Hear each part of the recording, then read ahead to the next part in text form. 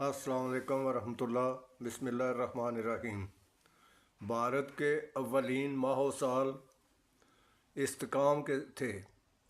1947 سے 1964 تک نہرو 17 برس تک وزیر اعظم رہے۔ ہمارے ہاں کبھی سیاستدانوں کی حکومت رہی تو کبھی فوج کی، چنانچہ سیاسی ادارے بلوغت نہ پا سکے۔ دوسرے سنگین مسائل اس کے سوا تھے۔ عوام اور اشرافیہ میں گہری خلیج عائل تھی۔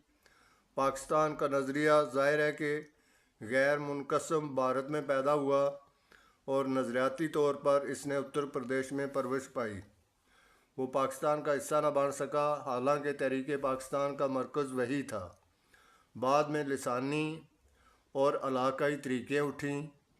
مشرقی پاکستان سے بنگالیوں، ایران سے جا ملنے والے سرا سے ادھر آباد بلوچوں اور افغانستان کے پڑوسی پشتونوں کو مرکز سے جائز شکایات رہیں، شاید اس لیے بھی کہ فوج میں پنجابیوں کی اکثریت تھی۔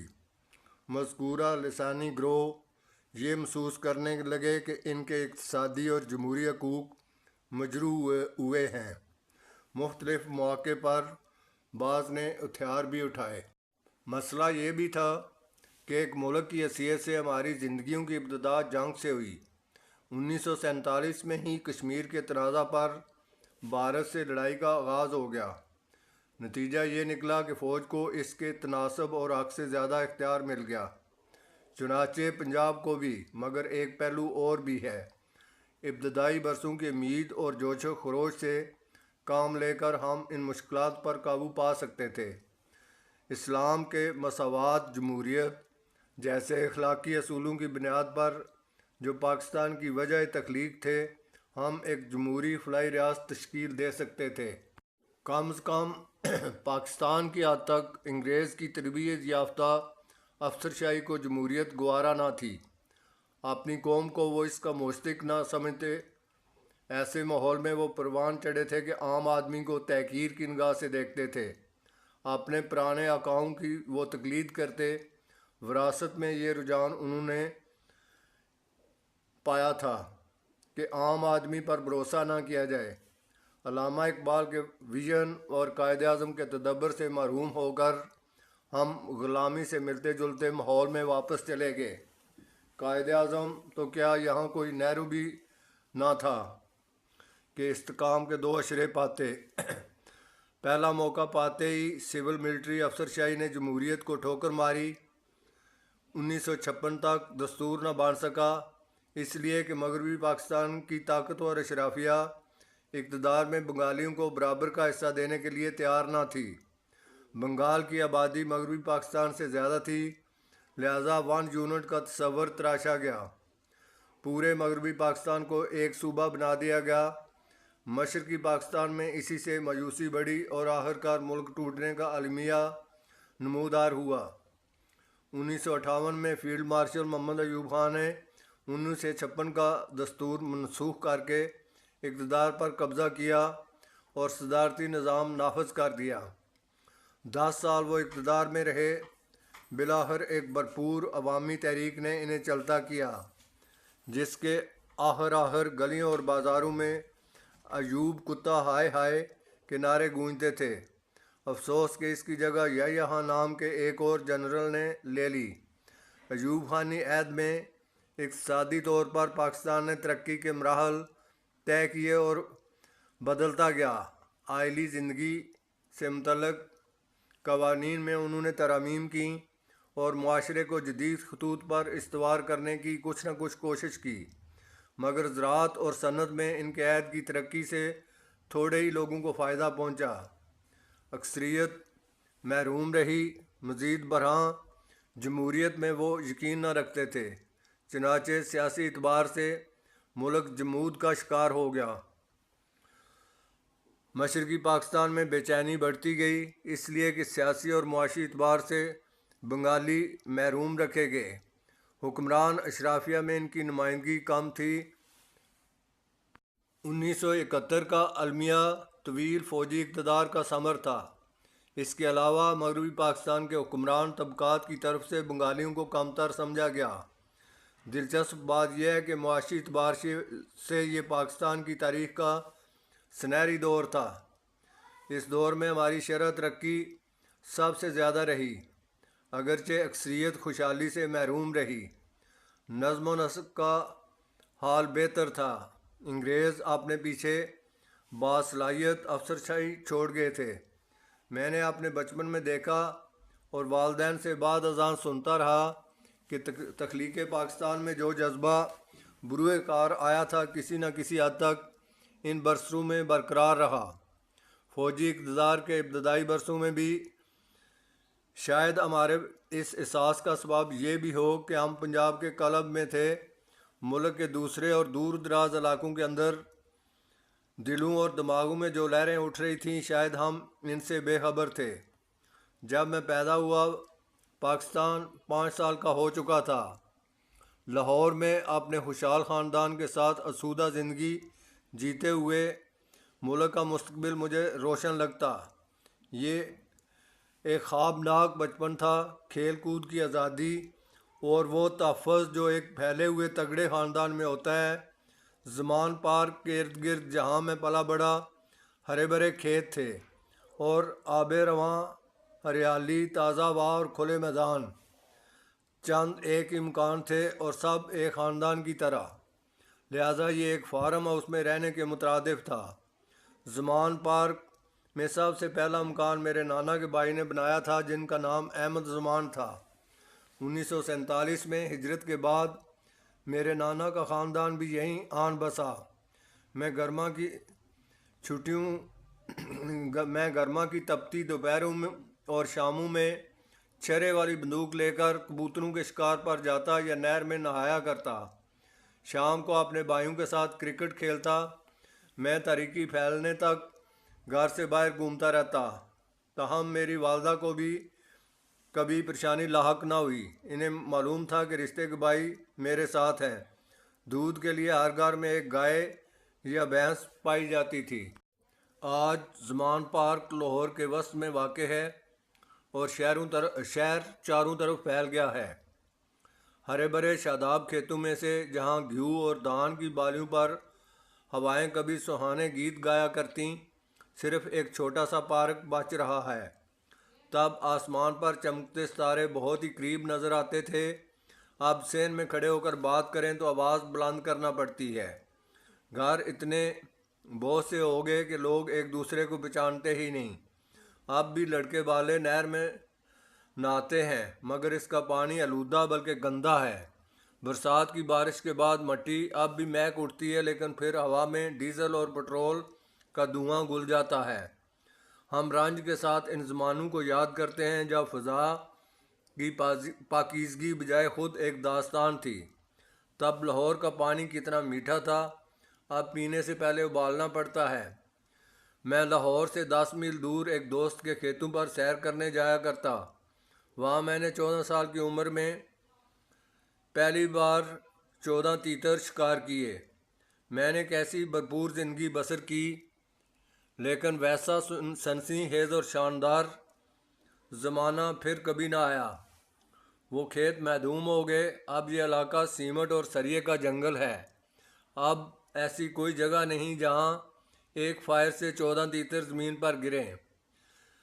جنگل کٹے، پرندے ہجرت کر گئے، ہوائیں زہر آلود ہوئیں اور پانی بھی۔ زندگی گزارنے کا یہ کون سا طریقہ ہے جو ترقی اپنے ساتھ لائی ہے؟ میری والدہ ہر شام ہم بچوں کو میری نانی اماں کے پاس بھیجا کرتیں۔ یہ سب سے سہانا وقت ہوتا۔ ہماری زندگیوں میں رونما ہونے والی ہر چیز کا انہیں علم ہوتا۔ ہم بچوں کے ہر معاملے میں وہ شریک تھیں اور ہم ہر وہ بات بھی ان سے کہہ دیتے تھے جس کا اظہار اپنے والدین کے سامنے کر نہ سکتے تھے۔ 100 سال کی عمر میں ان کا انتقال ہوا، تب بھی وہ ذہنی طور پر پوری طرح بیدار اور متحرک تھیں۔ ان کی زندگی میں وہ ساری رونق شاید اس بے پناہ محبت اور بے حد و حساب انس و الفت کی وجہ سے تھی جو ان کے بچوں، نواسے نواسیوں اور پوتے پوتیوں سے انہیں حاصل تھا۔ میری نانی اماں شفقت کا ایک بہتا ہوا دریا تھا۔ شاید وہ اور جی لیتیں، لیکن 1985 میں میری والدہ کا انتقال ہوا۔ تو صدمے کی شدت نے انہیں آ لیا۔ وہ ان کی سب سے چھوٹی اور پیاری بیٹی تھیں۔ ہمیں ایسا لگا کہ اب انہوں نے اس دنیا کو ترج دینے کا فیصلہ کر لیا ہے۔ وہ اپنے بستر پر لیٹی رہتیں اور اٹھنے سے انکار کر دیتیں۔ 3 ماہ گزرے تھے کہ وہ بھی اپنی لاڈلی بیٹی اور میری محبوب ماں کے پاس چلی گئیں۔ ہمارے وطن میں خاندان معاشرے کی کلید ہیں۔ اسلامی خاندانی نظام کو بے حد اہمیت دیتا ہے۔ ماں کے کردار کو ایک تقدیس بخش کر اللہ نے خاندان کو بڑی قوت عطا کر دی ہے۔ رسول اللہ صلی اللہ علیہ وآلہ وسلم کے الفاظ یہ ہیں: جنت ماں کے قدموں تلے ہے۔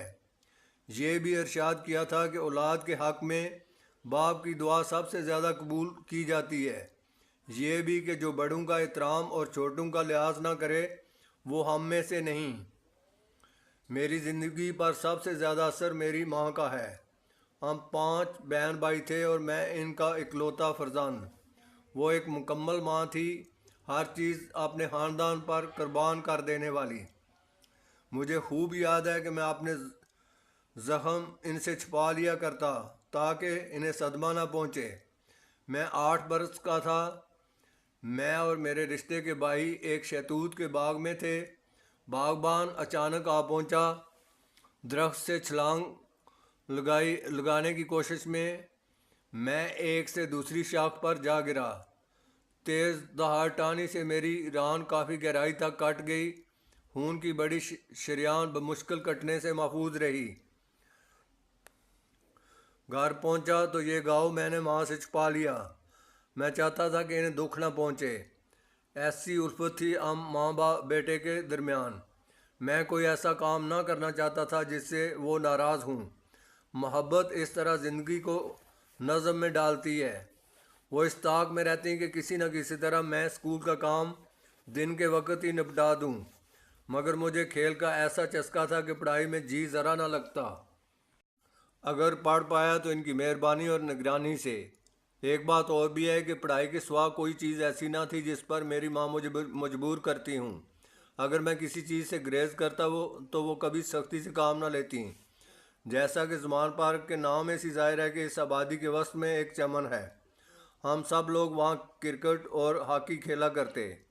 چھوٹے بچوں سے لے کر 20-25 سال کی عمر کے سب رشتہ دار اور دوست ایک ساتھ، ایسے جارحانہ جوش و جذبے کے ساتھ کہ ایک بار تو ایک مہمان ٹیم نے میچ سے انکار ہی کر دیا۔ کرکٹ اور تیتر کے شکار سے میری محبت رشتے کے بھائیوں اور چچاؤں کی وجہ سے پروان چڑھی۔ میری ماں کے خاندان والے کرکٹ کے جنونی تھے۔ 9 سال کی عمر میں نے ٹیسٹ کرکٹر بننے کا ارادہ کر لیا۔ یہ اس دن ہوا جب میں نے اپنے خالہ زاد بھائی جاوید برکی کو اس میدان میں انگلینڈ کے خلاف سینچری بناتے دیکھا جو اب قذافی اسٹیڈیم کہلاتا ہے۔ اپنی خلاؤں اور ماموں کے گھر میں اپنا ہی گھر سمجھتا۔ سب خاندانوں کا مرکز میرے نانا کا مکان تھا۔ رات کے کھانے پر گائے سب کے سب اکٹھے ہوتے۔ چھوٹے چھوٹے بچوں سے لے کر بزرگوں تک آداب طے شدہ تھے۔ بزرگی کا احترام بارکیف ملوز خاطر رکھا جاتا۔ کوئی بڑا بات کر رہا ہوتا تو کم سے اسے پوری توجہ سے سنا کرتے۔ اس کا صلہ یہ کہ عمر میں کوئی جتنا بڑا تھا بچوں کی اتنی زیادہ ذمہ داری قبول کرتا، پوری طرح ان کا خیال رکھتا۔ اس طرح فقط والدین ہی نہیں بلکہ درجہ بدرجہ خاندان کے سب بالغ افراد ڈسپلن قائم کرنے میں شریک تھے۔ نعت راشیدگی تکبر کا اظہار اور خاص طور پر جب کوئی ذمہ دار اس کا مرتکب ہو ناپسندیدگی کا باعث بنتا۔ بدقسمتی سے مغرب زدہ گھرانوں میں بزرگوں کا احترام مٹتا جا رہا ہے۔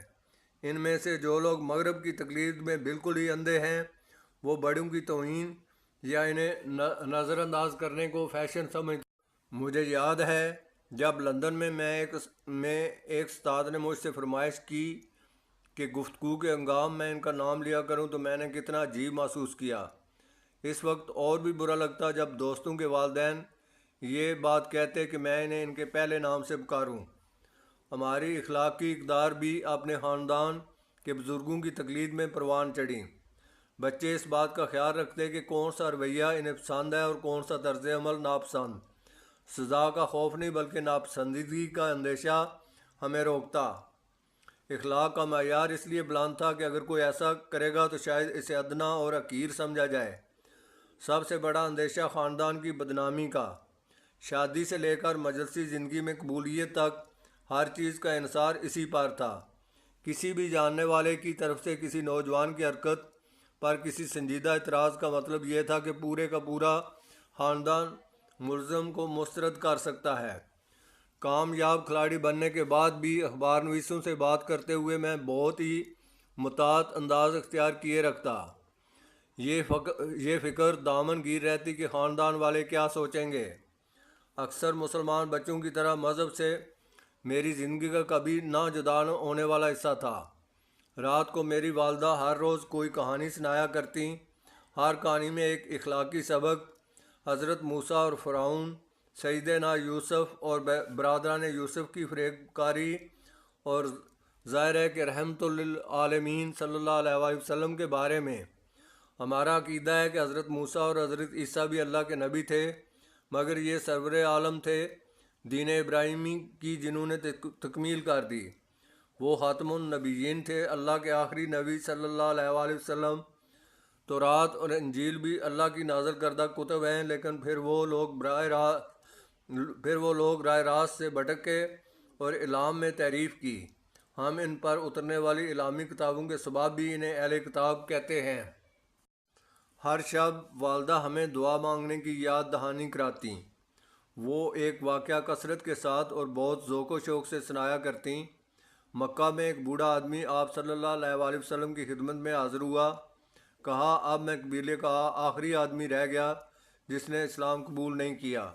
ایمان لانا چاہتا ہوں، مگر اس بڑھاپے میں کیوں کر اپنی عادات بدل پاؤں گا؟ کوئی ایک بات بتا دیجئے کہ جس پر عمل سے نجات ہو جائے۔ فرمایا، سچ بولا کرو، ہمیشہ سچ۔ تمہارے مسلمان رہنے کو اتنی سی بات کافی ہوگی۔ ایک بچے کی حیثیت سے عبادات کے ساتھ کوئی شغف میرے اندر نہ تھا، مگر یہ نصیحت مجھے بہت ہی اچھی لگی، دل کو بھا گئی۔ ماں سے میں یوں بھی جھوٹ نہ بولا کرتا، اگر کبھی کوشش کی تو فوراً ہی انہیں یہ پتہ چل جاتا۔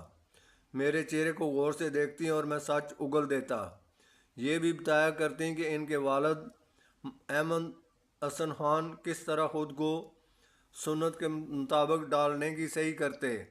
وہ جب بھی کوئی کام کرتے تو بتاتے کہ اللہ کے آخری رسول صلی اللہ علیہ وآلہ وسلم کو یہ محبوب تھا، وہ ایسا ہی کرتے۔ حتیٰ کہ کھجور اور شہد سے اعلی مرتبت کی رغبت کو ملحوظ رکھنا، یاد دلانا کہ آپ کو یہ چیزیں خوش آتیں۔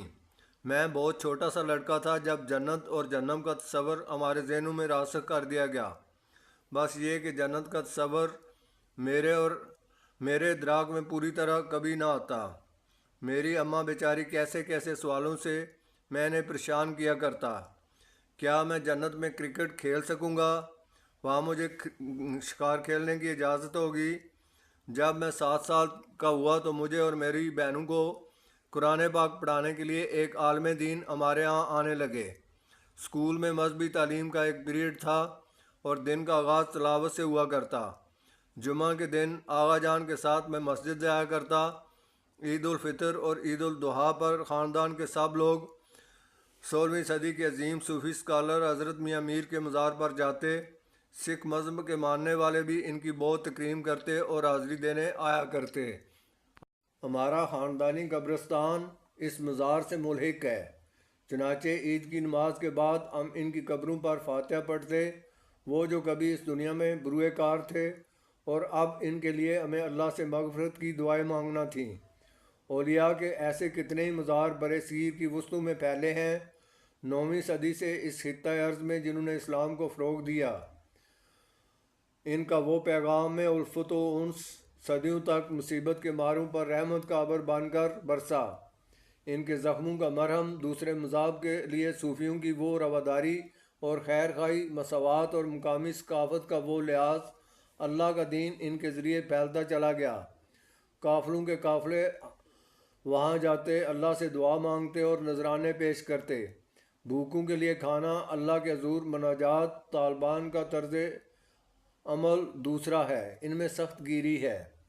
میرے والدین آغا جان اور میری والدہ مذہب کے باب میں نرم ہو تھے، کشادہ مزاج۔ ہم سے وہ کہا کرتے اللہ بڑا ہی رحمان اور بے حد رحیم ہے۔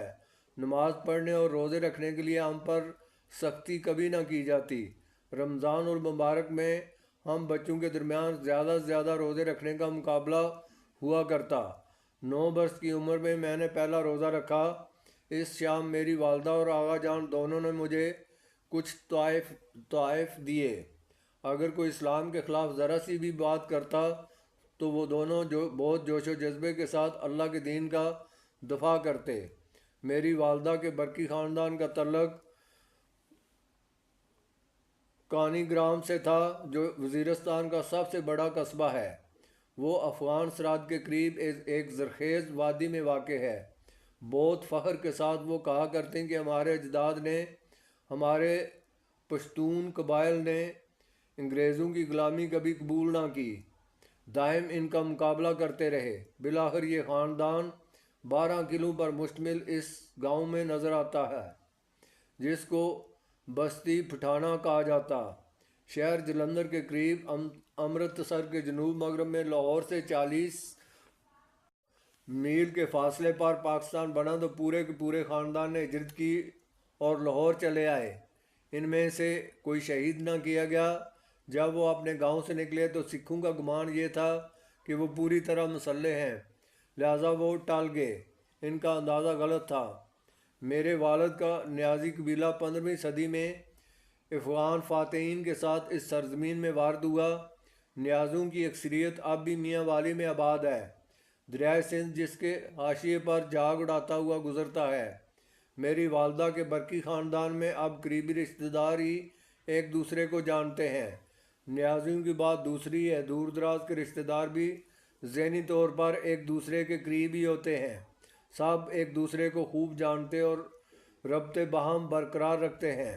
میں کتنے ہی اجنبی نیازیوں سے ملتا ہوں، انگلیوں پر اعصاب لگا کر وہ مجھے بتا دیتے ہیں کہ تمہارے دادا کے پردادا، اس سے ہمارے خاندان کا تعلق کس طرح بنتا ہے۔ دیہاتوں میں خاندانی رشتے شہروں سے زیادہ مضبوط ہیں۔ میاں والی میں خاندان اس طرح نہیں ہوتے جیسے کراچی اور لاہور ایسے شہروں میں، بلکہ 100-150 افراد پر مشتمل ایک کنبہ، ایک دادا یا پردادا کی ساری اولاد ایک ہی گھرانہ تسلیم کی جاتی ہے۔ سب کچھ سانجھا، سب کچھ مشترک، آمدن، ذمہ داریاں، دوستیاں، دشمنیاں، مشکلات اور کامیابیاں۔ وہ جب گاؤں سے نوکری کی تلاش میں نکلتے ہیں تو شہر میں اپنے رشتہ داروں کے پاس ہی آیا کرتے ہیں۔ رشتہ دار نہ ہو تو قبیلے یا اپنے دیہہ کا آدمی۔ حالیہ برسوں میں سیلابوں اور جنگوں کے باعث لاکھوں افراد کو سرحدی علاقوں سے ہجرت کرنا پڑی۔ ان میں سے کوئی کم ہی بھوکا سویا ہوگا، کم ہی کسی کے ہاتھ پھیلانے کی نوبت آئی ہوگی۔ رشتہ داروں اور قبیلے کے لوگوں نے ان کی مدد کی۔ غریبوں اور مفلسوں تک نے، جن کے اپنے دامن خالی تھے، انہیں کھلایا پلایا اور پہنایا۔ دنیا کا کوئی دوسرا ملک ہوتا تو گلیاں اور بازار بکاریوں سے بھر جاتے۔ تصویر کا دوسرا رخ یہ ہے کہ معاشرے کی یہ فراخ دلی حکمرانوں کو ان کی ذمہ داری سے آزاد کر دیتی ہے۔ بے رحم اشرافیہ بے گھر بے در لوگوں کے حوالے سے واجب الادا فرض تو کیا خاک پورا کرتی، یہ ظالم لوگ ٹیکس تک دیتے نہیں، افتادگان خاک کا حال تک نہیں پوچھتے۔ یہ عجیب سرزمین ہے، یہاں غریب لوگ امیروں کا بوجھ اٹھاتے ہیں۔ ہوش کی آنکھ کھولنے پر میں 2 قسم کے شدید احساسات میں مبتلا ہوا۔ سب سے زیادہ استعمار کے خلاف بچپن ہی سے مجھے سکھایا گیا کہ غلامی وہ بدترین چیز ہے بنی نوع انسان جس کا شکار ہو سکتا ہے۔ آدمی کی اس سے زیادہ توہین ممکن نہیں۔ اماں جان مجھے شیر محصور ٹیپو سلطان کی داستان سنایا کرتیں۔ 1799 میں جس پر 3 افواج نے حملہ کیا، انگریز نظام حیدرآباد اور مرہٹوں نے، پھر وہ آخری مغل بادشاہ بہادر شاہ ظفر کی کہانی سناتیں، جو 1862 میں بے بسی کی موت مارا گیا۔ آخر میں وہ ٹیپو سلطان کا قول درایا کرتیں، شیر کی 1 دن کی زندگی گیدڑ کی 100 سالہ زندگی سے بہتر ہے۔ عام طور پر یہ سمجھا جاتا ہے کہ انگریز کی حکمرانی سے برصغیر کو جو سب سے بڑا نقصان پہنچا وہ معاشی تھا۔ بے شک ایسا ہی ہوا۔ 18ویں صدی کے اوائل تک اس خطے کی معیشت ساری دنیا کا چوتھا حصہ تھی۔ انگریزی دور کا اختتام ہوا تو 2% رہ گئی۔ 1879 میں انگریز قانون دان کارنیلس والفورڈ نے اندازہ لگایا کہ 1 صدی کے برطانوی راج میں 34 قحط پڑے، حالانکہ اس سے قبل 2000 برس میں صرف 17 بار اس طرح کی تباہی آئی تھی۔ ایم جے اکبر لکھتے ہیں کہ مغلوں نے قحط سالی کا علاج کام تولنے پر سخت سزا اور اچھی حکمرانی سے کیا۔ سٹے اور بیرون ملک غلہ بیچنے پر پابندی، ٹیکسوں میں نرمی اور لنگر، ان المیوں میں کروڑوں افراد جان ہار گئے۔ مادہ پرست یہ فرماتے ہیں کہ انگریزوں نے برِ صغیر کو ایک مضبوط انتظامی ڈھانچہ فراہم کیا۔ ایک حد تک یہ بات درست بھی ہے۔ اس معاملے کو مگر میں ایک دوسرے زاویے سے دیکھتا ہوں۔ غلامی کے ماہ و سال نے برِ صغیر میں آباد نسلوں کو غلامی کی ذلت میں مبتلا کیا اور عزتِ نفس سے محروم کر دیا۔ غلام سرزمینوں میں جو مخلوق آباد ہوتی ہے، اس کے دماغ اور دلوں میں احساسِ کمتری کی فصل اگتی ہے۔ وہ اپنے آقاؤں کی بعض بدترین عادات کی نکالی کرنے لگتے ہیں، اسی طرح وہ اپنے بعض بہترین روایات کو حقیر جان کر خیر باد کہہ دیتے ہیں۔ قوتِ تخلیق فنا ہوتی ہے اور بیرونی اور صرف پیروی باقی رہ جاتی ہے۔ اشرافیہ میں قیادت کا داعیہ تمام ہو کر رہ جاتا ہے۔ یہی کچھ ہمارے طبقے میں رونما ہو رہا ہے۔ مہنگی ترین تعلیم پانے کے باوجود رہنمائی کے کام میں کورے۔ اقبال کی عظمت کا میں اس لیے بھی قائل ہوں کہ غلامی میں پیدا ہوئے پروان چڑھے کمال مگر یہ ہے کہ ان کی روح آزاد تھی۔ حیرت انگیز تخلیقی صلاحیت اور آزادی فکر کے وہ حامل تھے۔ ان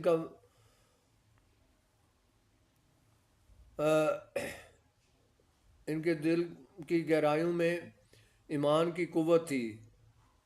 وہ فرماتے ہیں میرا طریق امیری نہیں فقیری ہے، خود ہی نہ بیچ غریبی میں نام پیدا کر۔ پاکستان و بھارت کی دشمنی بھی استعمار کا ورثہ ہے۔ ہمارے دکھ میں یہ احساس کار فرما ہے کہ آخری وائسرائے لارڈ ماؤنٹ بیٹن نے ہمیں دھوکہ دیا، کشمیر کو بھارت کے حوالے کر دیا۔ پنجاب میں خاص طور پر ہندوستان کے خلاف ایک کھولتی ہوئی نفرت ہے، اس لیے کہ ہجرت کرنے والوں کی اکثریت یہیں آباد ہے۔ ان میں سے اکثر خاندانوں نے اپنے پیاروں کو 1947 کے فساد میں کھو دیا۔ بار بار مجھے بھارت جانے کا موقع ملا اور بتدریج میں نے محسوس کیا کہ دونوں اقوام میں کچھ چیزیں مشترک بھی پائی جاتی ہیں۔ ہمیں یہ سکھایا گیا کہ اسلام رواداری کا مذہب ہے، اسلحے سے نہیں، وہ علم کے بل پر پھیلا ہے۔ عظیم صوفی اساتذہ کے ذریعے ان میں سے ایک خواجہ مجید الدین چشتی ہیں، جنہیں خواجہ غریب نواز اولیاء کہا جاتا ہے۔ 12ویں صدی کے آخر اور 13ویں صدی کے اوائل میں جو مفلسوں اور محتاجوں کا صاحبان تھے، ان درویشوں کا رسوخ اور احترام کس قدر تھا۔ کہا جاتا ہے کہ 1303 میں جب منگولوں نے دہلی کا رخ کیا تو سلطان علاء الدین خلجی نے نظام الدین اولیاء سے مدد کی التجا کی۔ آزادی سے قبل طالب علمی کے زمانے میں میرے والد کے بہت سے ہندو اور سکھ دوست تھے، میری والدہ کی سہیلیاں بھی، چنانچہ ہمیں ان سے نفرت کا درس نہ ملا۔ ہمارے بچپن کا دور مذہبی جنونیوں سے پاک تھا اور جو چند ایک تھے انہیں زیادہ اہمیت نہ دی جاتی۔ یہ البتہ خوب اچھی طرح ہمارے ذہنوں میں راسخ کر دیا گیا کہ اسلام میں اللہ کا سچا دین ہے۔ قرآن کریم سرور عالم صلی اللہ علیہ وسلم کے قلب پر نازل ہوا اور خود پروردگار نے انہیں ازبر کرا دیا۔ باقی علامی کتب فانی آدمیوں نے مرتب کیں اور وہ اشود و زوائد سے پاک نہیں۔ اللہ کے آخری رسول صلی اللہ علیہ وسلم امی تھے، چنانچہ قرآن کریم کی مبارک آیات صحابہ کرام سے لکھوایا کرتے۔ دانش و دانائی کا بے مثال خزانہ ہی نہیں، قرآن عظیم الشان ادب کا ایک بے نظیر نمونہ بھی ہے۔ فاروق اعظم کا اسلام قبول کرنا اسی کا اعجاز ہے، اور آنے والی صدیوں میں ان گنت دوسروں کا بھی۔ وہ تو اللہ کے رسول کی جان لینے کا ارادہ کر کے گھر سے نکلے تھے، جب انہیں اپنی بہن کو تلاوت کرتے سنا تو ان کا دل پگھل گیا، وہ رو دیا اور ایمان والوں کے قافلے میں شامل ہو گئے۔ پھر وہ ان کے قریب ترین ساتھیوں میں سے ایک ہو گئے اور انسانی تاریخ میں دائم جگمگاتی قیادت کے عظیم منصب پر فائز ہوئے۔ ایک تجربہ مجھ پر بیتا ہے جس نے مجھے ادراک بخشا کہ اس عظیم ہستی پر قرآن کریم سنتے ہی ہوئے کیا گزری ہوگی۔ نماز جمعہ کے لیے اپنے بیٹوں کو ساتھ لے کر میں اسلام آباد کی دل آویز فیصل مسجد میں گیا۔ ایک مصری امام خطبہ پڑھ رہے تھے۔ عام طور پر ایسا ہوتا ہے کہ مسجد میں بیٹھے بیٹھے آپ اپنے خیالات میں کھو جاتے ہیں، مگر اس دن یہ ہوا کہ حسین لحن میں امام نے جب تلاوت شروع کی تو شائستہ آواز نے مجھے چونکا دیا۔ وسیع و ریز مسجد میں قرآن کریم کا جادو جاگ اٹھا تھا۔ ایسا لگ رہا تھا کہ ہر چیز اس کے سحر میں ڈوب گئی ہے۔ ادھر ادھر میں نے دیکھا اور پایا کہ سب کے سب اس کا شکار ہیں۔ یہ نور و آہنگ کا ایک جہان تھا، ایسی واردات پھر کبھی نہ بیتی، حتیٰ کہ مدینہ منورہ اور مکہ مکرمہ میں بھی نہیں۔ بس کوئی لمحہ ہوا کرتا ہے جو قلوب پر بے پناہی کے ساتھ اترتا اور ہر چیز کو اتھل پتھل کر دیتا ہے، یا جیسے ایک کلاسیکی نغمہ محبوب کر دیتا ہے۔ اسلام فقط ذاتی زندگی میں اجالا کرنے والا مذہب نہیں، ایک طرز حیات ہے۔ واضح ہدایات قرآن کریم دیتا ہے کہ معاشرے کو کیسے منظم کیا جائے اور لوگ باہم کیا رویہ اختیار کریں۔ مجھے سکھایا گیا کہ یہ رحم و کرم کا دین ہے، فروخ دلی اور انصاف کا بہترین کرینہ۔ 1965 میں میری عمر 13 سال تھی جب اچانک پاک بھارت جنگ چھڑی۔ آزادی کے بعد دو قوموں کے درمیان یہ دوسرا معرکہ تھا اور کشمیر اس کا سبب۔ ان ایام کو میں کبھی فراموش نہیں کر سکتا۔ ایک شام بمباری کی خوفناک صدا آئی اور کھڑکیوں کے شیشے بجنے لگے۔ چھتوں پر چڑھ کر ہم نے سرحد پر چاروں طرف تمباکو سے پھیلتی پھلجھڑیاں دیکھیں۔ شب بھر آگ برستی رہی اور میں اپنے والدین کے متجسس چہرے دیکھتا رہا۔ بھارتی فوج لاہور کی طرف بڑھ رہی تھی۔ افواہ یہ تھی کہ بھارتی چھاپہ مار جہازوں سے شہر میں اتریں گے۔ حب وطن کی لہر نے دلوں اور ذہنوں کو گرما دیا تھا۔ زمان پارک میں خاندان کے بزرگ میرے ماموں کے گھر جمع ہوئے۔ فیصلہ ہوا کہ نوجوانوں پر مشتمل ایک جتھا تشکیل دیا جائے جو زمان پارک کی حفاظت کرے گا۔ میں اس گروپ میں شامل ہونے کے لیے بےتاب تھا۔ اس .22 رائفل کے ساتھ جو میری سالگرہ پر آغا جان نے مجھے تحفے میں دی تھی۔ بڑی شان سے رائفل اٹھائے میں محافظوں میں شامل ہونے کے لیے گیا، مگر یہ کہہ کر واپس کر دیا گیا کہ ابھی تم بچے ہو۔ بہت غصہ مجھے آیا، صدمہ ہوا کہ کیوں میری عمر کم ہے۔ پھر میری بہنوں کے ساتھ مجھے شہر سے دور بھیج دیا۔ راولپنڈی پہنچے تو نوائے شہر میں نے قبائلی رضاکاروں کے گروہ دیکھے جو فوج کی مدد کرنے آئے تھے۔ بعد میں مجھے پتہ چلا کہ میرے رشتے کے بھائیوں نے گھات لگا کر 2 معصوم شہریوں کو قتل کرنے کی کوشش کی۔ وہ سمجھے کہ یہ بھارتی چھاپہ مار ہے۔ دشمن کو شکست دینے کے لیے پورا ملک متحد تھا۔ میں سمجھتا ہوں کہ پھر کبھی ایسا اتحاد قائم نہ ہوا۔ البتہ 1992 میں کرکٹ کا عالمی کپ جیتنے پر ساری قوم نے جشن ضرور منایا۔ جوں جوں میں بڑا ہوتا گیا، نہ صرف اپنے وطن سے میری محبت بڑھتی گئی بلکہ شہروں کے باہر پھیلی ہوئی کشادہ فضاؤں سے بھی۔ لاہور کی جھلسا دینے والی گرمی سے نجات کی تمنا میں گرما کے ہر موسم میں اپنے والدین کے ساتھ پہاڑوں پر جایا کرتا۔ وہ سنسی خیز مسرت جب بلند پہاڑوں کے قریب ہم جا پہنچتے اور ہوا خشک ہونے لگتی۔ پنجاب کی اذیت ناک گرمی سے گزرنے والے ہی اس لطف کا کچھ اندازہ کر سکتے ہیں۔ اس دور میں گھر ایئر کنڈیشن نہ ہوتے تھے۔ پہاڑ پر ہم پکنک مناتے، جنگلوں میں گھوما کرتے، بندروں، گیدڑوں اور خارپشت کو دیکھتے اور وہاں انواع و اقسام کے ان گنت پرندوں کو۔ ایک بار اور تب میری عمر 5 برس تھی، ایک چونکا دینے والی بات ہوئی۔ نوائے مری کی ڈونگا گلی میں نصف شب کو برفانی تیندوے نے ایک گدھے کو مار ڈالا۔ اس ریسٹ ہاؤس کے قریب ہمارا خاندان جا مقیم تھا۔ مجھے یاد ہے کہ اس منظر نے کس قدر سنسنی میرے ذہن میں پیدا کی۔ موسم سرما میں اپنے بھائیوں اور چچاؤں کے ساتھ میں کلر کہار کے نوا میں تیتروں کا شکار کھیلنے جاتا۔ میرے بچپن کی بعض مسرت انگیز یادوں کا تعلق اس علاقے سے وابستہ ہے۔ نوا میں جنگلی جانوروں کی کثرت تھی، بھیڑیے، تیندوے، چرغ، گیدڑ، لومڑیاں، ہرن اور جنگلی بھیڑیں۔ سالٹ رینج میں اب بھی جنگلی حیات برائے نام ہے، لیکن پھر بھی اپنے حسن اور تنوع کے سبب شکار کے لیے یہ میری پسندیدہ ترین جگہوں میں سے ایک ہے۔ میری والدہ بھی جنگلی حیات اور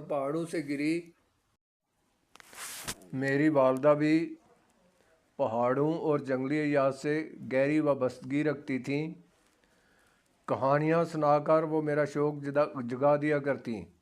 ان داستانوں کا تعلق شملہ اور ڈلہوزی سے تھا، جہاں اپنے والدین کے ساتھ وہ چھٹیاں بتانے جایا کرتیں۔ اب یہ شہر بھارت کا حصہ ہیں۔ سب بچوں کی طرح مجھے بھی ان کہانیوں سے دلچسپی ہوا کرتی۔ وہ کہانی مجھے بہت اچھی لگتی جس میں ایک چیتا ان کے کتے کو اٹھا لے گیا تھا۔ رگوں پے میں بجلی دوڑا دینے والی ایک اور داستان کا تعلق میرے والد کے چچا سے تھا۔ ایک شیر سے ان کا مقابلہ ہوا جس نے دیہاتیوں کو پریشان کر رکھا تھا۔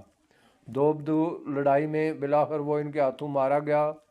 گولیاں ختم ہو جانے کے بعد بندوق کے دستے سے انہوں نے اسے قتل کر ڈالا۔ پھر گہرے زخموں نے 6 ماہ تک انہیں ہسپتال کے بستر سے باندھے رکھا۔ وہ پولیس کے اعلیٰ ترین ایوارڈ کے مستحق ٹھہرے تھے۔ 1965 کی جنگ 17 دن کے بعد تمام ہو گئی۔ فوجی حکمران ایوب خان مگر اس کے نتیجے میں کمزور ہو گئے۔ معاملات پر ان کی گرفت کم ہوتی گئی۔ کچھ ہی عرصے بعد ذوالفقار علی بھٹو کی پاکستان پیپلز پارٹی ابھر کر سامنے آئی۔ کیلیفورنیا اور آکسفورڈ میں تعلیم پانے والے بھٹو 34 سال کی عمر میں وزیر خارجہ بنے۔ اقوام متحدہ میں وہ پاکستان کی نمائندگی کرتے رہے۔ ایوب خان سے ان کی علیحدگی 1965 کی جنگ کے عواقب و نتائج میں سے ایک ہے۔ اول انہیں ایک نجات دہندہ کے طور پر دیکھا گیا، بعد ازاں مگر وہ برعکس ثابت ہوئے۔ یہ وہ آدمی تھا جسے قدرت نے کرشماتی شخصیت عطا کی تھی۔ تاریخی شعور سے وہ بہرہ تھا، اعلیٰ تعلیم یافتہ اور غیر معمولی ذہانت کا امین۔ اگر وہ چاہتا تو پاکستان کو بدل کر رکھ دیتا۔ وہ ایک قوم پرست تھا اور اس نے ملک کی پہلی عوامی جماعت تشکیل دی۔ اس کے کردار میں مگر ایک مہلک سقم ایسا تھا کہ ہر امکان کو جس نے برباد کر دیا۔ اس کا جاگیردارانہ ذہن اختلاف کی تاب نہ لا سکتا تھا۔ جلدی انتقامی انداز ان کی حکومت کا امتیازی نشان بن گیا۔ ایک بات البتہ ہے، 1967 میں لکھی جانے والی میتھ آف انڈیپینڈنس، آزادی کا فسانہ، ان کی وقیع کتاب ہے۔ اب بھی اتنی افسوس کی بات یہ ہے کہ وہ خود اپنے نظریات پر عمل پیرا نہ ہو سکے۔ قدیم مصر سے برطانیہ اور فرانس تک کی سلطنتوں کا انہوں نے جائزہ لیا۔ تسلط قائم کرنے کی ہوس اور برتری کے لیے جدوجہد سے تصادم کی کہانی اس کتاب میں خوب بیان ہوئی ہے۔ انہوں نے نتیجہ یہ اخذ کیا ہے، سروائیول آف دا فٹیسٹ موزوں ترین ہی بچ پاتا ہے کہ اصول کے تحت تسلط قائم کرنا جائز ہے۔ مستقبل کا بالکل درست اور ادراک کرتے ہوئے وہ لکھتے ہیں، آزادی کے ان 20 برسوں میں پاکستان اور بھارت کے عوام آزادی اور مطلق برابری کے درمیان پائے جانے والے فرق سے آشنا ہیں۔ یہ نو آبادیاتی نظام کی ایک نئی صورت کا ظہور ہے جس کے تحت چھوٹے ممالک کے معاملات کو کنٹرول کرنے کے لیے علاقائی تسلط کی ضرورت نہ رہے گی۔ براہ راست قبضے کی جگہ نئے استعماری ہتھکنڈوں نے لے لی کہ زیر اثر ممالک کو مفلس اور محتاج بنا کر رکھا جائے۔ 19ویں صدی میں برطانیہ نے بھارت کے ان علاقوں میں ایک مختلف انداز کا استعماری نظام متعارف کرایا جنہیں راجواڑے کہا جاتا تھا۔ 500 سے زائد نام نہاد راجے اور مہاراجے براہ راست حکومت کی بجائے انگریز ان کٹ پتلیوں کے ذریعے ان سرزمینوں کے عوام پر حکم چلاتے۔ ہمارے پاکستانی حکمران بھی انہی جیسے ہیں۔ اپنے قومی مفادات کے برعکس وہ امریکی احکامات کے مطابق فیصلے صادر کرتے ہیں۔ یہ وہ مسئلہ ہے جس کی وجہ سے پاکستان میں انتہا پسندی پنپ رہی ہے۔ جب میں جوان سال تھا تو شاہراہ قراقرم کا رخ کیا کرتا، جو بھارت، پاکستان اور چین کی سرحدوں پر واقع ہے۔ اپنی بہترین چھٹیاں میں نے ان پہاڑی سلسلوں میں بسر کیں۔ کون وردی کے لیے یہ دنیا کے بہترین مقامات میں سے ایک ہے۔ یہاں دنیا کی بلند چوٹیاں ہیں، 24,000 فٹ سے بھی زیادہ اونچی۔ ان میں دنیا کا سب سے بلند پہاڑ کیٹو بھی شامل ہے۔ یہی دنیا کی چھت ہے۔ 9,000 فٹ کی بلندی پر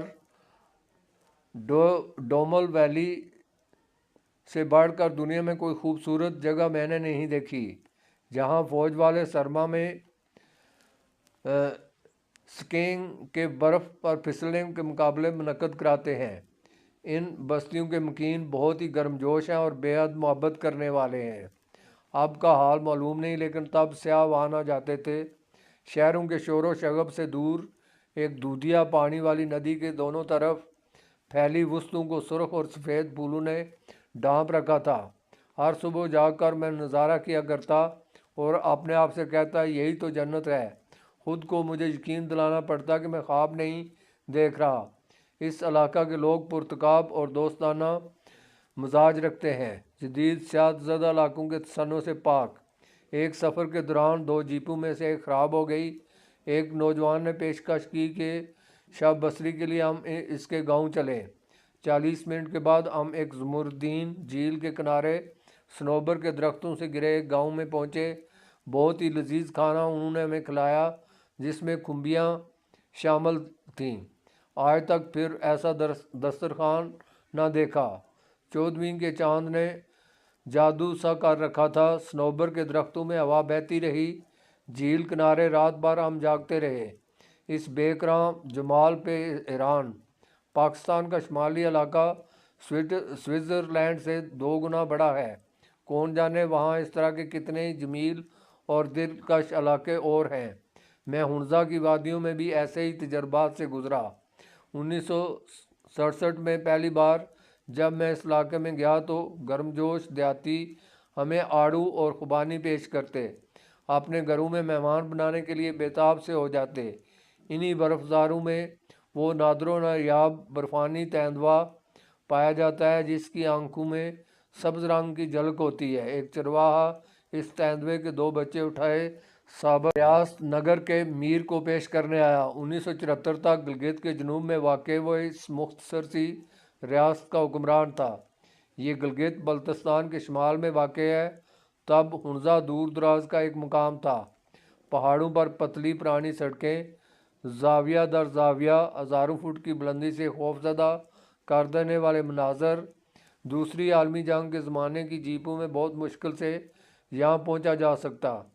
کبھی نیچے نگاہ پڑتی تو برباد ہو جانے والی جیپوں کے ڈھانچے نظر آتے۔ پھر قراقرم تعمیر ہوئی، جسے شاہراہ ریشم بھی کہا جاتا ہے۔ ہزاروں برس اس راہ سے تجارت ہوتی رہی، لیکن خطرہ مول لینے والے ہی اس پر سفر کر سکتے تھے۔ اب یہ باقاعدہ سڑک ہے، دنیا کا 9واں عجوبہ، اس لیے کہ یہ دنیا کی بلند ترین شاہراہ ہے۔ کرۂ ارض پر کسی بھی سڑک کی تعمیر اتنی دشوار نہ رہی ہوگی۔ پاکستان اور چین کو اس کام میں 20 برس لگے اور 900 زندگیاں اس کی نذر ہوئیں۔ یہ دنیا کے حسین ترین پہاڑ ہیں۔ لوگوں کا رویہ اب بھی دوستانہ ہے، اگرچہ ترقی کے عمل نے اپنی قیمت وصول کی ہے۔ آبادی میں ہولناک اضافے کے علاوہ ٹمبر مافیا بے دردی سے درخت کاٹ کر جنگل ویران کر رہی ہے۔ افسوس کہ نئے زمانے پاکستان کے بہت سے علاقوں میں تباہی لے کر آئے۔ جو بڑی تبدیلیاں رونما ہوئیں، ان میں سے ایک یہ ہے کہ 1947 میں جو آبادی 4 کروڑ سے کم تھی، 4.5 گنا بڑھ کر اب 18 کروڑ ہو چکی ہے۔ ہمارے ملک کا فطری حسن اور جنگلات تیزی سے غائب ہو رہے ہیں۔ 1950-60 کی دہائی میں یہ بات واضح ہو چکی تھی کہ پاکستان کو تباہی سے دوچار کرنے والے مسائل میں یہ ایک مسئلہ بھی شامل ہے۔ اصل مسئلہ تو خود ریاست کے تانے بانے میں خرابی ہے، جس نے انگریزوں کی روایات اور اداروں کے ساتھ ہماری غلامانہ وابستگی سے جنم لیا ہے۔ بجائے اس کے کہ ہماری اشرافیہ نو آبادیاتی غلامی کا توق اتار پھینکتی، الٹا انہوں نے اسے اور مضبوطی سے اپنے ساتھ چمٹا لیا۔ کہ جس قدر کوئی پاکستانی انگریزوں کی نکالی کرے گا اسی قدر اس کی سماجی حیثیت میں اضافہ ہو جائے گا۔ پاکستانیوں نے انگریز بننے کی روش اختیار کی۔ ہوٹلوں کے بیروں سمیت ہر کوئی انگریزی بولنے لگا، انگریزی سوٹ وہ پہننے لگے۔ ہم بچے انگریزی فلمیں دیکھا کرتے۔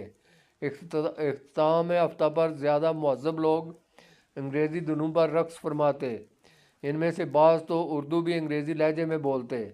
ایسے بھی ہیں جو چپاتی اور گاڑھے شوربے والے سالن کو بھی چوری کانٹے کے ساتھ تناول کرنے کی کوشش کرتے نظر آئے۔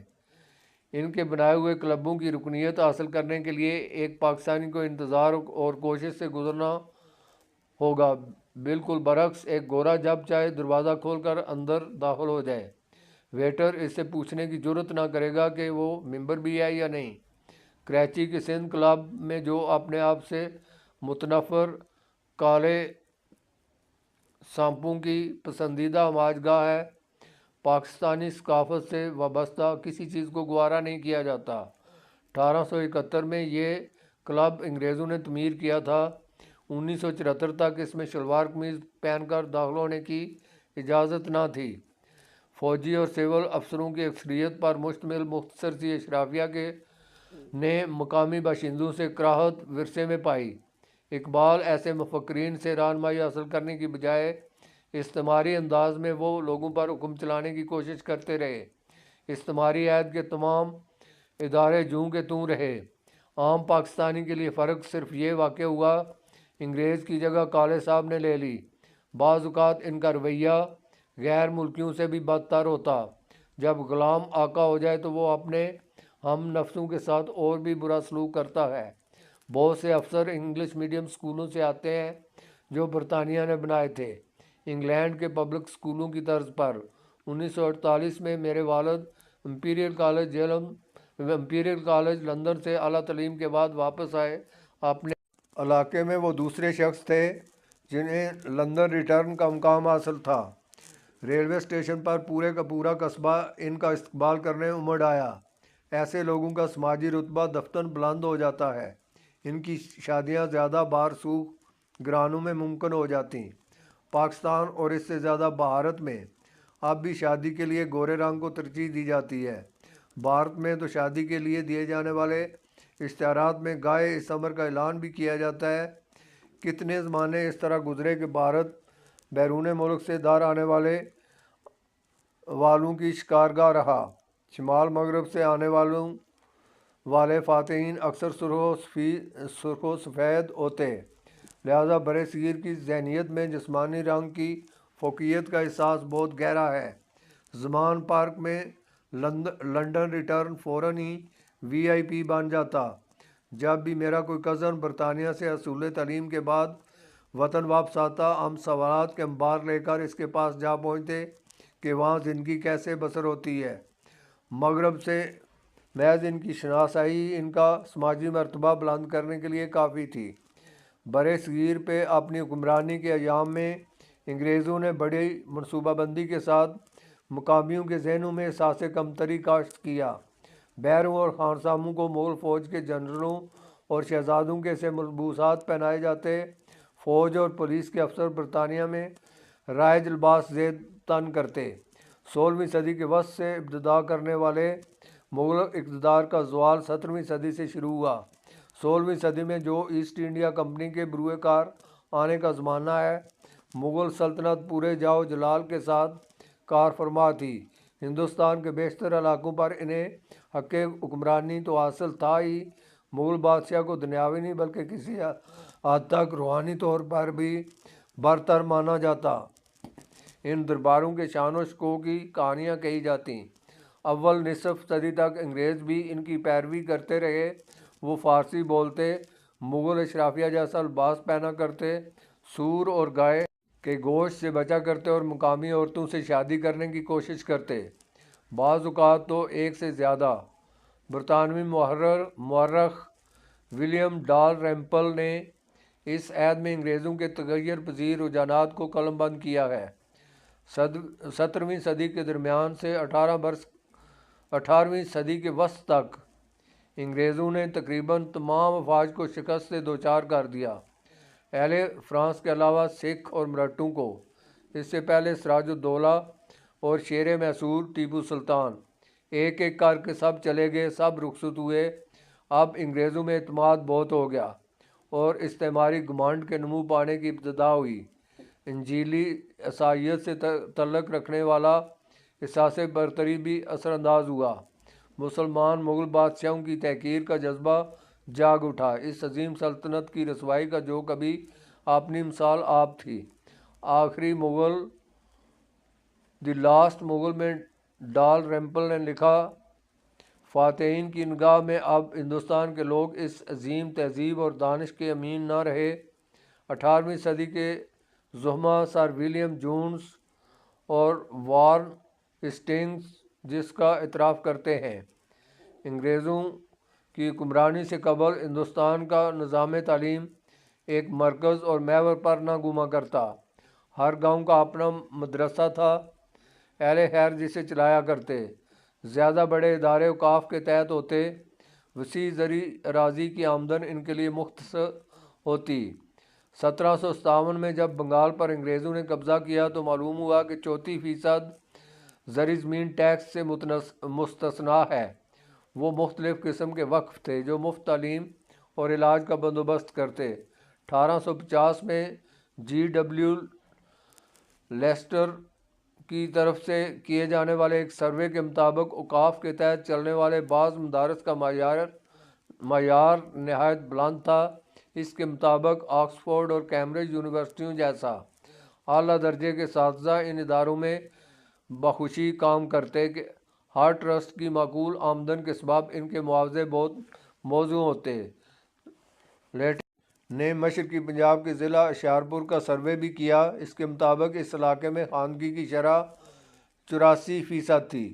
1947 میں انگریز گئے تو یہ شرح 9% رہ گئی تھی۔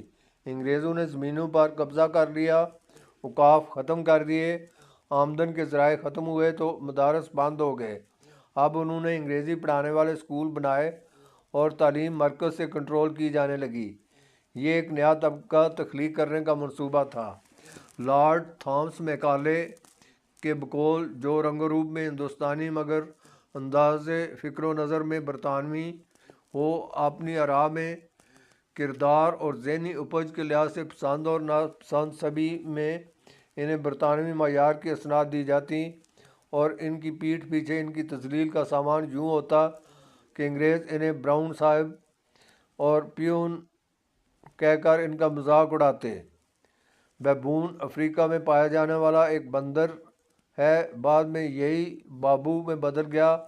ہندی میں یہ لفظ باپ کے لیے استعمال ہوتا ہے، لیکن انگریزوں کا یہ مطلب ہرگز نہ تھا۔ برطانوی نظام تعلیم کے اثرات صرف انگریزی زبان اور کرکٹ تک محدود نہ رہے۔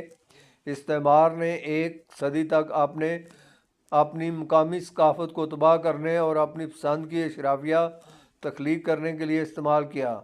انگریز تعداد میں بہت کم تھے، براہ راست وہ اس وسیع و عریض ملک پر حکومت نہ کر سکتے تھے، چنانچہ تہ درتے ایسے گروہوں کی انہیں ضرورت تھی جو ان کے لیے کام کریں۔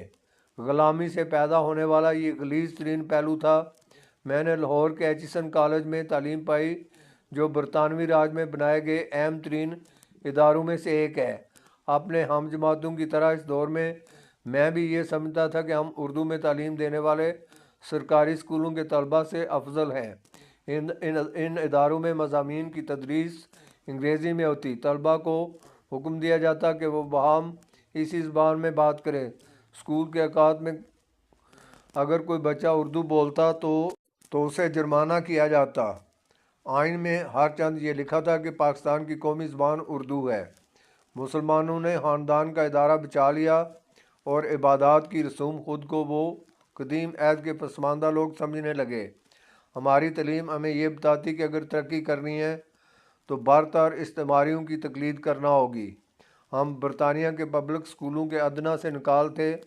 ہمارے رول ماڈل خواہ وہ کھلاڑی ہوں، فلمی ستارے یا عوامی گلوکار، سب کے سب مغرب سے تعلق رکھتے تھے۔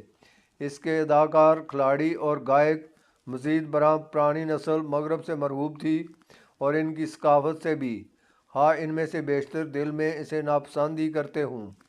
بہت بعد میں مجھے اندازہ ہوا کہ ہماری تعلیم ہمیں خود اپنے آپ سے کتنا دور لے جاتی ہے۔ میرے ذہن پر بس ایک ہی خیال مسلط رہتا کہ ایچیسن کے خوبصورت میدانوں میں کرکٹ کھیلا کروں۔ اب ان اسکولوں میں دیسی امریکن پیدا ہوتے ہیں، انداز اور اظہار میں وہ 7 سمندر پار والوں کی نقل اتارتے ہیں۔ ہالی ووڈ کی فلمیں دیکھ کر وہ بیس بال کے کھلاڑیوں ایسی ٹوپی پہنا کرتے ہیں۔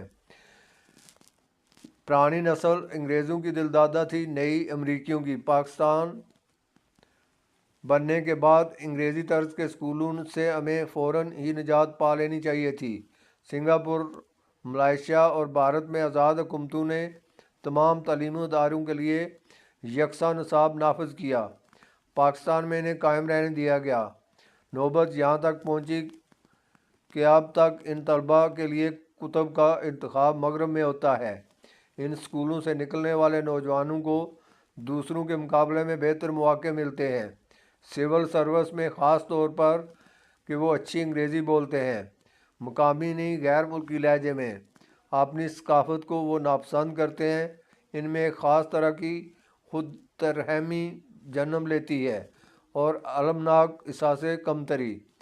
دو اجنبی جب ایک دوسرے سے ملتے ہیں تو ان میں سے ایک فوراً ہی انگریزی کے کچھ الفاظ لڑکا دیتا ہے تاکہ اسے معقول، مہذب اور تعلیم یافتہ مان لیا جائے۔ ہم انگریزی تاریخ، انگریزی فلموں، کھیلوں اور ناولوں اور لباس سے متاثر تھے۔ ہم اس کا مذاق اڑاتے جو ڈھنگ سے انگریزی نہ بول سکتا۔ غلط اردو بولنا فیشن تھا۔ عید اور جمعہ ایسے تہواروں کے سوا ہم شلوار قمیض سے گریز ہی کرتے۔ 16 سال کی عمر میں جب میں لاہور کرکٹ ٹیم کا ممبر بنا تو دوسرے کھلاڑیوں کے ساتھ بات کرنے میں مجھے دشواری کا سامنا ہوتا۔ وہ اردو میں تعلیم دینے والے اسکولوں سے آئے تھے، وہ یکجا ہو کر ہمارا مذاق اڑاتے۔ تب میں خود کو اجنبی محسوس کرتا۔ ہمارے اور ان کے درمیان ایک خلیج حائل تھی، اس سے کہیں زیادہ جو برطانیہ کے امراء اور عام لوگوں میں ہوتی ہے۔ ان کے لطیفے، مزاحیہ جملے، پسندیدہ فلمیں اور دنیا کے بارے میں ان کا نقطہ نظر سب کچھ ہم سے مختلف تھا۔ تب مجھے احساس ہونے لگا یہ تو دو الگ طبقات ہیں اور باہم ان کی ناپسندیدگی کیسے خطرناک نتائج کو جنم دے سکتی ہے۔ یہ انکشاف بھی ہوا کہ ایچیسن میں کھیل کر بہترین سہولتوں کے باوجود ہم ان عام سے بچوں کا مقابلہ کرنے کے قابل نہیں۔ وہ بہت ہی سخت جان تھے اور آگے بڑھنے کا جذبہ ان میں کہیں زیادہ تھا۔ ہاکی اور اسکواش کے سب عظیم ستارے بھی اردو اسکولوں سے ابھرے، عالمی افق پر ابھرے اور جگمگاتے رہے۔ پھر مجھے اندازہ ہوا، انہیں بہت جلد احساس ہو جاتا ہے کہ اگر سماجی رتبہ بڑھانا ہے تو مغربی رکھ رکھاؤ کے انداز سیکھنا ہی پڑیں گے۔ لہٰذا کرکٹ کے کھلاڑیوں کی اکثریت مغربی ملبوسات کی خریداری میں بہت گہری دلچسپی کا مظاہرہ کرنے لگتی۔ انہیں انگریزی سیکھنے کی خواہش ہوتی اور وہ بھی ایسی کہ لہجہ بھی انگریزوں جیسا ہو۔ کچھ ایسے کرکٹر بھی تھے جنہوں نے محض اس لیے شراب پینا شروع کر دی کہ اہل مغرب کو مرغوب ہے اور اشرافیہ کے معمولات میں شامل ہے۔ حالانکہ 1977 میں شراب پر پابندی عائد تھی۔ قومی لباس بھی ایک ثقافتی پہچان ہوتا ہے جسے نوآبادیاتی دور نے برباد کر کے رکھ دیا۔ اپنے لڑکپن میں مجھے یاد ہے کہ میرے چچا نے میرے ایک کزن کو شلوار قمیض پہنے ہوئے دیکھا تو یہ کہا تھا، اوئے تم نے یہ کیا نوکروں والے کپڑے پہن رکھے ہیں۔ ایک مرتبہ اپنی والدہ کی ایک سہیلی کو میں نے کہتے سنا کہ لگتا ہے کہ فلاں کے پاس اچانک بہت دولت آ گئی ہے کیونکہ اس نے مغربی لباس پہننا شروع کر دیا ہے۔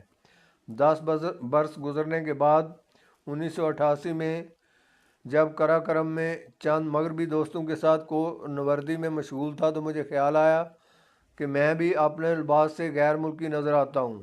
مقامی لوگ پاکستانی لباس پہنتے تھے۔ اچانک یہ خیال بجلی کی طرح ذہن میں لپکا، ایک میں ہوں، قومی ہیرو مانا جاتا ہوں، مجھے رول ماڈل سمجھا جاتا ہے، جہاں چلا جاؤں ہزاروں جمع ہو جائیں، پھر بھی لباس میرا غیر ملکیوں جیسا ہے۔ کئی برس بعد جب میں پہلی مرتبہ وزیرستان گیا تو اس وقت مجھے شرمندگی اٹھانا پڑی۔ قبائلی یہ جانتے ہوئے بھی کہ پشتو مجھے آتی نہیں، پشتوئی میں بات کرنے پر مصر رہے۔ صرف قبائلی علاقوں کا ہی یہ خاصہ ہے کہ وہاں کے لوگ اپنی ثقافت کے اظہار پر اصرار کرتے ہیں۔ وہ اس فخر سے سرشار رہنے والے لوگ ہیں کہ وہ ناقابل شکست ہیں، کوئی انہیں فتح نہ کر سکا۔ انہیں کسی کی ثقافت سے کچھ بھی مستعار لینے کی ضرورت نہیں۔ استعمار تب فتح یاب ہوتا ہے جب غالب آنے والے احساس برتری اور مغلوب احساس کمتری کا شکار ہو جائیں۔ سبکدوش سول اور فوجی افسروں میں استعماری روایات کا اب بھی غلبہ ہے۔ اجنبی سرزمینوں کے فرزند ان اداروں کے معمار تھے۔ پاک فوج کے ایک لیفٹیننٹ جنرل نے مجھ سے کہا، عمران تم شلوار قمیض پہننے پر اس قدر مصر کیوں ہو جبکہ سوٹ میں تم جھجھتے بہت ہو؟ ان میں سے بہت سے لوگ شلوار قمیض ہی پسند کریں گے، خاص طور پر موسم گرما کی حدت میں، مگر وہ اعتماد سے محروم لوگ ہیں۔ 1990 کے عشرے میں شوکت خانم اسپتال میں میرا ایک دفتر تھا جہاں میں مارکیٹنگ ٹیم کی کارکردگی کا جائزہ لیا کرتا۔ میں نے دیکھا کہ عطیات دینے والے اکثر تاجر ہوتے اور شلوار قمیض میں ملبوس۔ ہم نے فیصلہ کیا کہ ہماری مارکیٹنگ ٹیم والے بھی ان کی پیروی کریں۔ ٹیم کے ایک ممبر نے کچھ عرصے بعد تقاضا کیا کہ اسے پرانے انداز کی طرف لوٹ جانے کی اجازت دی جائے۔ اس کا کہنا یہ تھا کہ اب تاجر اور دوسرے لوگ اس کا ویسا احترام نہیں کرتے۔ یہ بھی کہ جب وہ بڑے دفتروں میں جاتا ہے تو اس قدر اعتماد محسوس نہیں کرتا۔ مشرف کے دور میں یہ رجحان اور بھی بڑھ گیا کہ اس نے مغرب نوازی کو بہت فروغ دیا۔ اب سندھ اور پنجاب کے سیاستدان بھی اس کی تقلید کرنے پر مجبور نظر آئے۔ بہت سے امیدوار پوسٹروں پر چھپنے والی اپنی تصویر کوٹ اور نکٹائی کے ساتھ بنواتے ہیں۔ ان کا خیال ہے کہ اس طرح ووٹر انہیں کچھ زیادہ اہمیت دیں گے۔ تاریخ کے کسی بھی طالب علم کے لیے غالب تہذیب کی پیروی کے مناظر اجنبی اور تعجب خیز نہیں۔ اٹلی کے علاقے سسلی نے 11ویں صدی میں عرب فاتحین سے آزادی چھین لی تھی، مگر آئندہ 50 برس تک اس جزیرے میں عدالتوں کی زبان عربی رہی۔ پاکستان میں انگریزی بولنے والی اشرافیہ ہمیں ہمارے مذہب اور تہذیب سے دور لے گئی۔ ہر چند کسی نے عیسائیت قبول کرنے پر آمادگی ظاہر نہ کی، مگر مغرب سے مسحور ہونے کا نتیجہ یہ ضرور نکلا کہ اسلام کو ایک قدامت پسندانہ مذہب خیال کیا جانے لگا۔ اپنے تمدن ہی کی طرح آخر وہ جو اکثریت میں تھے وہ مذہبی تھے تو مفلس بھی۔ کالج اور یونیورسٹی میں اگر کوئی طالب علم نماز پڑھتا نظر آتا یا داڑھی رکھ لیتا تو اسے مولوی کہا جاتا۔ مغربی تعلیم میں سائنس پڑھانے پر زور بہت تھا۔ کہا جاتا کہ ہر وہ چیز اور عقیدہ جو دکھا کر ثابت نہیں کیا جا سکتا در حقیقت وجود ہی نہیں رکھتا۔ یہ نظریہ مذہب سے متصادم ہے جو غیب پر ایمان لانے کا مطالبہ کرتا ہے۔ مزید برآں 1960 کے عشرے میں نئی نسل نے پرانی کے خلاف بغاوت کر دی تھی اور اس کے نتیجے میں وہ مذہب سے بھی دور ہوتی گئی۔ ہم بھی اس نسل کا حصہ تھے۔ اسکول کی تعلیم مکمل کر لینے کے بعد بھی جمعہ اور عید کی نمازیں پڑھنے میں اپنے والد کے ساتھ جایا کرتا۔ میرا اور میرے دوستوں کا حال مگر یہ تھا کہ اللہ کا وجود ہمارے لیے مسجد کی 4 دیواری تک محدود تھا۔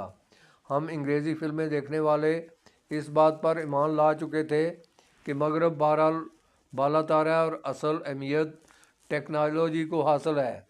اگر اپنے مذہب اور تمدن کا ہمیں بہتر علم ہوتا تو شاید ہم اس طرح للچا کر مغرب کی طرف نہ دیکھا کرتے، اس طرح جھک کر اس کی طرف مائل نہ ہو گئے ہوتے۔ مسئلہ یہ بھی تھا کہ ہمارے علماء مغربی یلغار کا مقابلہ نہ کر سکے۔ مغربی تہذیب سے وہ ناآشنا تھے اور ہماری زبان میں ہم سے بات نہ کر سکتے تھے، ہمیں سمجھا نہ سکتے تھے۔ ثقافتی خلیج نے جو ہمارے اور ان کے درمیان دکھائی نہ دینے والی دیوار کی مانند مضبوط تھی، ہمیں اس انداز فکر کی طرف راغب کیا کہ اسلام عہد قدیم کا کرینہ ہے۔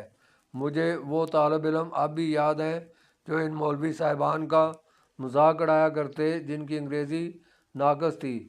اب بھی بنیاد پرستی اختیار کرنے والے نوجوانوں سے نالاں اشرافیہ ادراک نہیں کر رہی کہ وہ مختلف تعلیمی نصابوں اور نظاموں نے ہمارے لیے کتنی مشکلات کو جنم دیا ہے۔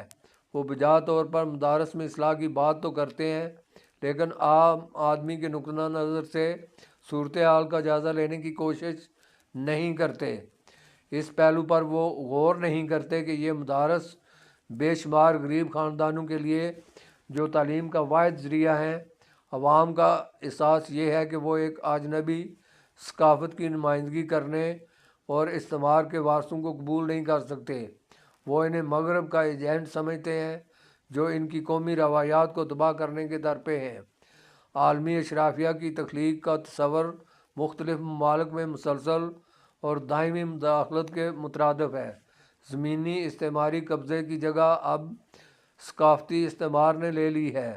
مصنف ٹائٹس برکہارٹ اپنی کتاب فیض شہر اسلام میں اس مسئلے کی نشاندہی بانداز دیگر کرتا ہے۔ مراکش کے اس تاریخی دیار میں 30 کے عشرے میں وہ مقیم رہا۔ ربع صدی کے بعد جب وہاں سے گزر ہوا تو اس نے لکھا، اس وقت مجھے پہلی مرتبہ اس بات کا احساس ہوا کہ جن مردوں کی جوانی تبدیلی کی دست برد سے محفوظ روایتی ماحول میں گزر رہی تھی، آج وہ اپنے خاندانوں کے سربراہ تھے۔ ان میں سے بہت سے یہ خیال کرتے ہیں کہ جس تخلیقی وفور نے مسجد قرطبہ اور الحمرا کو جنم دیا تھا، وہ یورپی اقتدار کے ذریعے متعارف ہونے والی تمام اہم تبدیلیوں سے کہیں بڑھ کر زندہ اور اصلی محسوس ہوتا ہے۔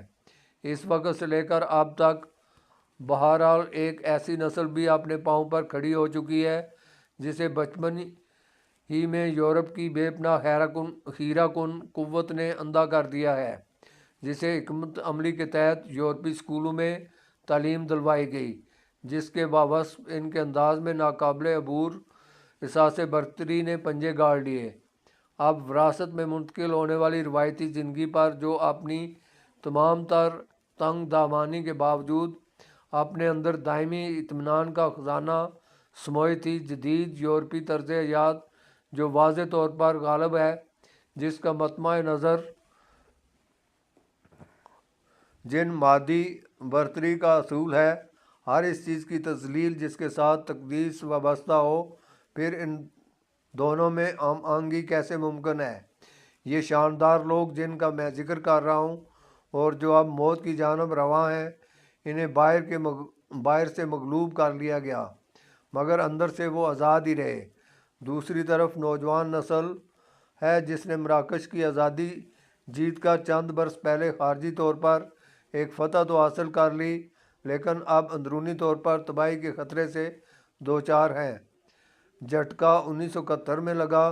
1970 کے الیکشن میں مشرقی پاکستان کی عوامی لیگ نے اکثریت حاصل کر لی جو خود مختاری کا مطالبہ کر رہی تھی۔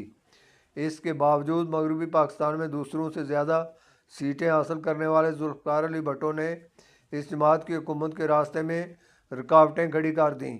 فوجی حکمران یحییٰ خان کی مدد سے مشرقی پاکستان بغاوت کی لہر اٹھی اور مغربی پاکستان ان کا حق تسلیم کرنے سے انکار کرتا ہے۔ یحییٰ خان نے اختلاف کرنے والوں کی سرکوبی کے لیے مشرقی پاکستان میں فوج اتار دی، وہی فوج جس کی نگرانی میں بالغ رائے دہی پر مبنی منصفانہ الیکشن ہوا تھا۔ مشرقی پاکستان میں فوجی کارروائی کا شروع ہوئی تو بھٹو کراچی کے ہوائی اڈے پر اترے اور کہا، خدا کا شکر ہے پاکستان بچ گیا۔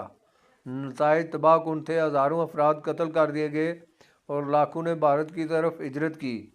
میں پاکستان کی انڈر-19 کرکٹ ٹیم کے ساتھ ڈھاکہ سے آنے والی آخری پرواز میں واپس آیا۔ جب وہاں ہم کھیل رہے تھے تو نہ صرف تماشائیوں بلکہ مقابل کھلاڑیوں میں بھی مخاصمت کے جذبات آشکار تھے۔ مشرقی پاکستان کی ٹیم کے کپتان اشرف الحق نے، جو بعد میں میرا دوست بن گیا، ایک دن رات کے کھانے پر مجھے ان تلخ احساسات کے بارے میں بتایا جو اب چاروں طرف جھلک رہے تھے۔ اس نے کہا، مجھ ایسے لوگ پاکستان سے وابستہ رہنے کے خواہشمند ہیں بشرطے کہ ہمارے حقوق ہمیں دیے جائیں، وگرنہ آزادی کی فعال تحریک اٹھ کھڑی ہوگی۔ یہ بات سن کر میں ہکا بکا رہ گیا، اس لیے کہ ہمیں تو حالات کا اندازہ ہی نہ تھا۔ یہ مغربی پاکستان کے پریس پر سینسر کا نتیجہ تھا۔ اس کے باوجود مجھے اور میرے دوستوں کو یہ خیال نہ آیا کہ ملک ٹوٹ بھی سکتا ہے۔ پے در پے مغربی پاکستان میں تباہ کن غلطیوں کا ارتکاب ہوا۔ بھارت کو جن سے فائدہ اٹھانے کا موقع مل گیا، نہرو کی بیٹی اندرا گاندھی نے، جو اب ہندوستان کی وزیر اعظم تھی، فیصلہ کیا کہ باغیوں کی مدد کی جائے۔ 1965 کی جنگ کے برعکس اب کی بار آسانی سے ہم ہار گئے۔ ڈھاکہ میں ہماری فوج نے ہتھیار ڈالنے کی دستاویز پر دستخط کیے اور 90,000 افراد کو جنگی قیدی بنا لیا گیا۔ ہمارا وطن 2 حصوں میں بٹا اور بنگلہ دیش کے نام سے ایک نیا ملک وجود میں آ گیا۔ نہرو قائد اعظم کے تصور پاکستان کو تباہ کرنے کے لیے سرگرم رہے، مگر ان کا کچھ بھی بگاڑ نہ سکے۔ ان کی بیٹی نے باپ سے کہیں بڑی کامیابی حاصل کر لی تھی۔ پاکستان اس تصور کی بنیاد پر وجود میں آیا تھا کہ برصغیر کے تمام مسلمانوں کا گھر ہے۔ 1971 کی تباہ کن شکست اور توہین کے بعد ہماری فوج کے دلوں میں جس کی تلخ یادیں زندہ ہیں، اب یہ محض مغرب پاکستانیوں کا وطن ہے۔ 3 سال بعد 1974 میں اشرف الحق سے دوبارہ ملاقات ہوئی۔ 1971 کے اگاموں میں مرنے والوں کی جو تعداد اس نے بتائی، اس پر مجھے دھچکا لگا۔ دونوں طرف سے بتائے گئے اعداد و شمار مختلف ہیں، تصدیق کرنا ممکن نہیں۔ قرینِ قیاس یہی ہے کہ لاکھوں مرے اور ان سے زیادہ ہجرت پر مجبور ہوئے۔ اب تک برطانیہ اور بھارت کے لوگوں سے میں بحث کرتا آیا تھا کہ یہ سب پراپوگنڈا ہے۔ پاکستان اور اس کی فوج کے خلاف اشرف الحق کی باتیں سننے کے بعد میں نے محسوس کیا کہ سرکاری پراپوگنڈے پر کبھی اعتبار نہ کرنا چاہیے اور اپنے ہی لوگوں کے خلاف فوجی کارروائی کی حمایت سے ہمیشہ بچنا چاہیے۔ کرکٹ کی زندگی کا آغاز 1971 کے موسم گرما میں انگلینڈ کے خلاف پاکستان کی طرف سے میں نے پہلا میچ کھیلا۔ سینسر زدہ اخبارات اور سرکاری ٹی وی سے دور پہلی بار عالمی پریس تک رسائی ہوئی۔ ایک طرف پاکستانی فوج کے ہتھیار ڈالنے کا منظر، دوسری طرف ہم سے منسوب قتل عام۔ بے پناہ صدمہ تھا۔ افواج اور حکومت ہمیں بتاتے رہے کہ آخری سانس تک وہ لڑیں گے۔ شکست سے 24 گھنٹے قبل میرے قبیلے کے جنرل نیازی نے BBC کو انٹرویو دیا کہ آخری آدمی تک وہ مقابلہ کریں گے۔ پھر ہتھیار ڈالنے کا منظر اذیت سے دوچار کرنے والی پست ہمتی اور قلق لے کر آیا۔ ملک کے مستقبل پر اعتماد متزلزل ہونے لگا۔ دوسروں کی طرح میں نے بھی سرکاری پروپیگنڈے پر یقین کر لیا تھا کہ مقابل جنگجو دہشت گرد اور بھارت کی پشت پناہی سے بروئے کار آنے والے باغی ہیں۔ سچ تو یہ ہے کہ ہم انہیں بھارت کا ایجنٹ ہی سمجھتے تھے۔ یہی اصطلاحات اب قبائلی علاقوں اور بلوچستان کے بارے میں برتی جاتی ہیں۔ تب بھی مسئلے کی جڑ سے نمٹنے کی بجائے ہم مرض کی علامتوں سے برسر جنگ رہے۔ ہم پاکستانی عوام کی امنگوں کا ادراک کر سکے اور نہ ان کا احترام۔ اس دکھ سے کئی سال مجھے گزرنا پڑا کہ غیر ملکی میرے وطن کے بارے میں کس طرح سوچتے اور کیا رائے وہ رکھتے ہیں۔ گھر سے بہت دور میں ایک ڈراونے خواب سے جاگ اٹھا تھا، اکیلا، یکسر تنہا اور غیر محفوظ۔ زندگی میں پہلی بار لوگوں کا سامنا کرنے میں دشواری تھی۔ میچ ختم ہونے کے بعد میں وہیں رکا رہا کہ گرامر اسکول میں اپنی تعلیم مکمل کروں۔ مقامی لوگوں میں کوئی دوست بنانا مشکل نظر آیا، تقریباً ناممکن ہی۔ البتہ